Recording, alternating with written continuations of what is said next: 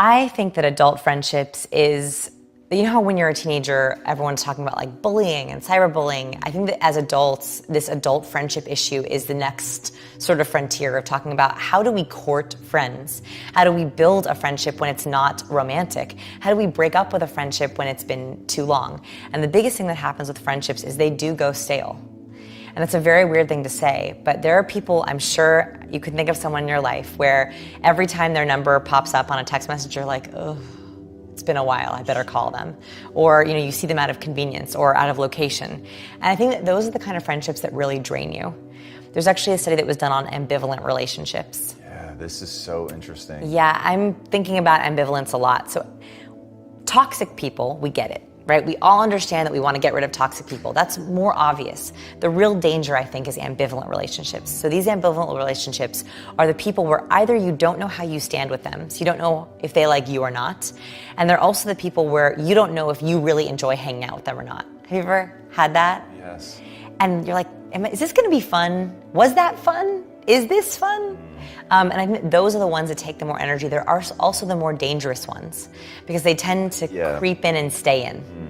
So the whole notion of frenemies I find really, really intriguing. And this is something certainly that I've dealt with in my life. And it was weird to me how until I read that it didn't register why that would be so insidious.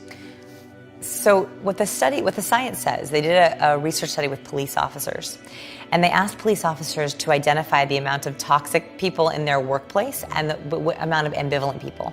And they found that the police officers who had more ambivalent relationships were sick more often, had less happiness at work, and didn't like their job as much than police officers who had toxic people. Just think about that for a second. And the reason for this is because if you have a toxic person, boundaries are easy.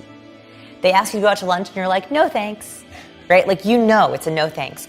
Whereas if an ambivalent person asks you out to lunch or asks you to their birthday party or asks you to work on something, it takes this mental energy where you have this thing where you're like, ooh, like will it be good? Would I rather eat alone at my desk or would I rather have lunch with this person? And when it's not always easy, that's an incredible drain on our emotional energy. And if you are an introvert or an ambivert is someone who is kind of splits between extroversion and introversion, your energy is finite and our mental space is finite. And this is something that I did not realize until much more recently. I thought that mental space was sort of endless, right? You could learn forever. You could think about things forever. But actually, we only have a certain amount of mental time every day. And if we're dedicating that to trying to figure out if someone likes us or not, which is a very important thing. We all like to be liked, whether we admit it or not. That, I think, is a waste of mental energy. Why would we want to spend it towards that? And that's why I think ambivalent people are more dangerous. Do you have a checklist? Because I'm like thinking back to the people that managed to become frenemies in my own life. Mm-hmm. It's kind of scary how long it took me to be able to put that label on them, to sort of wake up to the fact that either they always were or the relationship had evolved to that. Like years, right? Years. I know. So I don't have a checklist. It's actually just one simple question. All right. Let's hear it. Are you ever doubting that they're really happy for you? Wow, that cuts right to the heart of it. I mean, that's it. And that happens actually quite often. Like, there are these people who make these very passive-aggressive comments where you're like, was that nice or was that mean?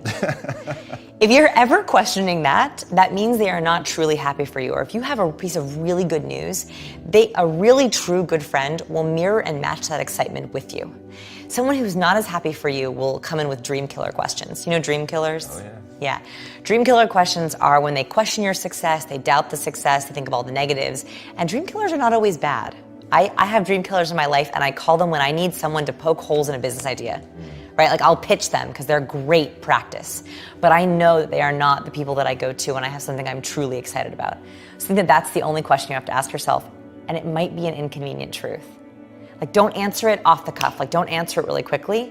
Like, try to think of all the times in the last 6 months that you've seen them and shared something. Did you feel like they were as happy as you were about your happiness?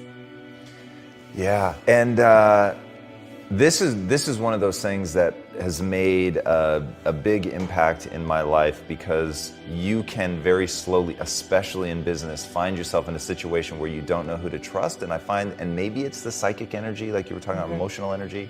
For me, it became a question of emotional safety, where when I know you're my enemy, I don't feel emotionally vulnerable, oddly enough, even though I know you may actively be out to get me. Like, I can handle that. Yeah. It's when I'm like giving you my neck, if you will, enough, and every now and then you actually take a swipe at it, and sometimes like, Yeah, that's when you lose sleep. Yeah, like, yes. Literally. And you sit in bed and you rerun all the things they've said or you've said. You worry about all the things that could potentially happen. If you are with someone and they are either they do not mean well for you or they are planning on taking a swipe at your neck, you somehow smell that threat. And even though consciously your brain is going, they didn't say anything, they didn't do anything, their body language is okay, it seems all okay, the other part of your brain, the animal part of your brain, which is firing in fear response or threat response, is going, no, watch out.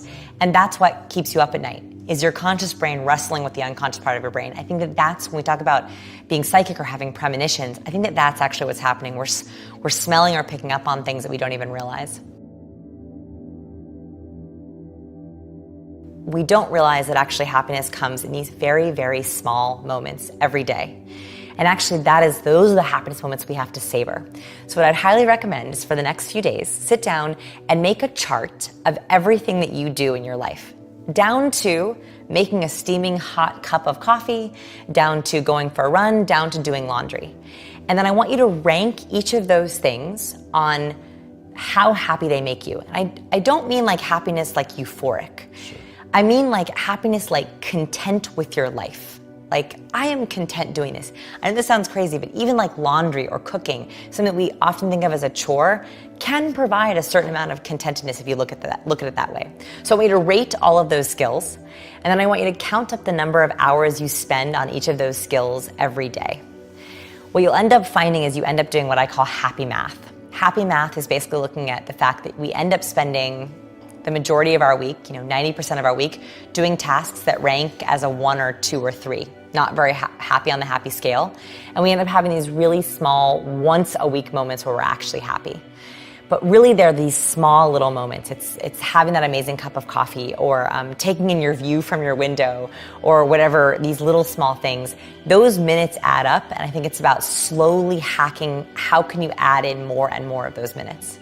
Here's another kind of tip on the happiness stuff that I just realized would be a really easy one to try.